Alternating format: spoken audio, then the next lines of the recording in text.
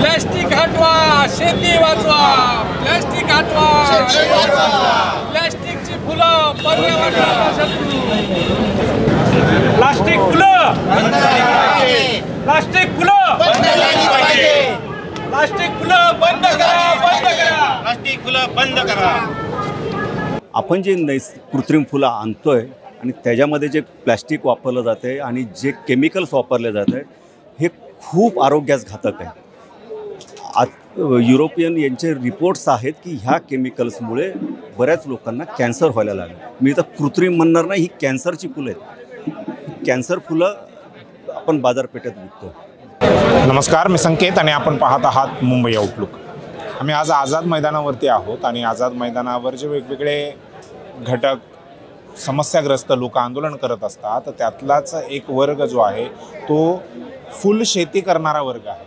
शेतकरी ऑलरेडी त्रस्त आहेत, कर्जमाफीच्या विरोधामध्ये आंदोलन करत आहे, कर्जमाफी मिळत नाही आहे म्हणून आंदोलन करत आहेत.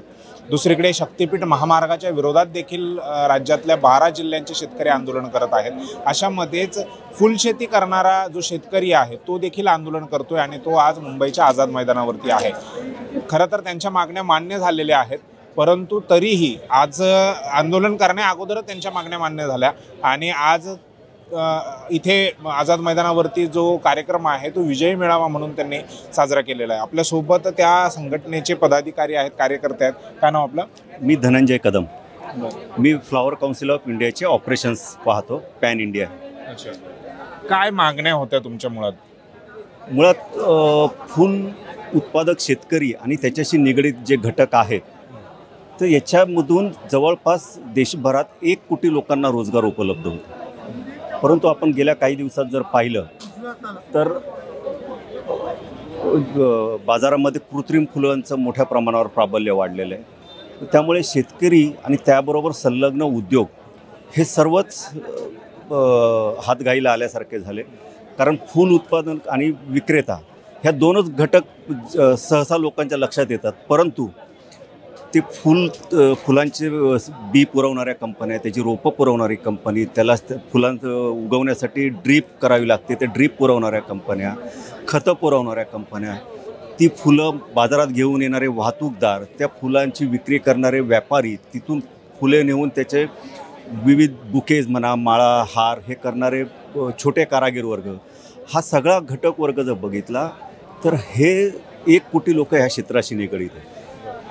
आमची शासनाकडे हीच मागणी होती, आम्ही केंद्र शासनाकडे पण ही मागणी केली आणि मला अभिमान वाटतो की फ्लॉवर काउन्सिल ऑफ इंडियाच्या माध्यमातून आम्ही ही गोष्ट महाराष्ट्रात तरी लागू करू शकलो आणि भविष्यात इतर राज्य ह्या गोष्टीचा पाठपुरावा करून त्या राज्यात पण लागू करतील. ही काय म्हणजे मागण्या काय मान्य केल्या? मागण्या त्यांनी असं लक्षवेधी सूचना सोमवारी मांडली होती की कृत्रिम फुलांची बंदी झाली पाहिजे आणि त्या बाबतीत GR हा लवकरात लवकर शासनाने निर्गमित केला पाहिजे. त्या पद्धतीने माननीय फलोत्पादन मंत्री श्री भरत गोगावलेजी साहेब यांनी विधानसभेत आश्वासन दिलेलं आहे आणि आज त्या संदर्भात बैठकही संध्याकाळी लावलेली आहे. तर या आठवड्यामध्ये यासाठी GR निघेल. त्यामध्ये कृत्रिम फुलाच्या वापरावर, विक्रीवर, साठवणुकीवर हे पूर्णपणे निर्बंध घालण्यात आलेले आहेत.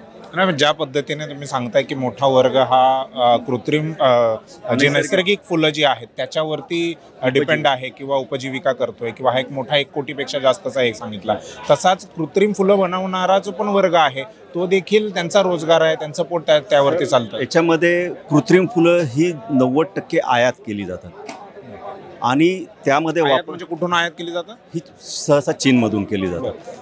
Then we are paying China to buy a bullet to kill our soldiers. आपण जे कृत्रिम फुलं आणतोय आणि त्याच्यामध्ये जे प्लॅस्टिक वापरलं जातं आहे आणि जे केमिकल्स वापरले जात आहे हे खूप आरोग्यास घातक आहे. युरोपियन यांचे रिपोर्ट्स आहेत की ह्या केमिकल्समुळे बऱ्याच लोकांना कॅन्सर व्हायला लागलं. मी तर कृत्रिम म्हणणार नाही, ही कॅन्सरची फुलं आहेत. कॅन्सर फुलं आपण बाजारपेठेत विकतो. नाही, पण आता उद्या जाऊन ते पण आंदोलन करतील की आमचं हे बंद केलेलं आहे, मग आम्हाला पुन्हा परवानगी द्या वगैरे. साहेब, त्याच्यामध्ये कसं आहे, त्यामध्ये 2च घटक एक तर इम्पोर्टर आणि डिस्ट्रीब्युटर. ह्याच्यामध्ये तयार करणारा वर्ग कुठलाही नाही आहे आणि जो सामान्य माणूस विकत घेतो आहे त्याचा पैसा फक्त 2 घटकांकडेच राहतो आहे. व्हेअर ॲज ह्या नैसर्गिक फुलाचं तुम्ही खरेदी केली तर तो पैसा जो रोलिंग होतो आहे त्यामध्ये इकॉनॉमी ब्लूम होते. ही जर नैसर्गिक फुलं वापरली तर माझ्या अंदाजाने महाराष्ट्रात कमीत कमी 2000 कोटीची उलाढाल वाढेल आणि ह्या उलाढालीमधून जो GST मिळणार आहे तो सरकारलाच मिळणार आहे. कृत्रिम फुलांमधून कुठलीही उलाढाल होत नाही आहे असं तुमचं म्हणणं आहे? सर्वांचंच म्हणणं आहे. शासनाला पण ते पटलं आहे शेवटी. कारण मी आज झेंडूचं फूल घेतलं नैसर्गिक आणि त्याची जर माळ बनवून लावली 4 दिवसानंतर मला परत बदलायची आहे आणि हे रिपिटेशन रोलिंग ऑफ मनी हे नैसर्गिक फुलामधूनच होऊ शकतं, कृत्रिम फुलांमधून होऊ शकत नाही. मग फक्त आश्वासन दिलं मंत्र्यांनी विधानसभेत आणि त्याच्या आधारावरती तुम्ही फक्त हा विजय मेळावा घेताय की GR येईपर्यंत तुम्ही वाट बघणार आहात?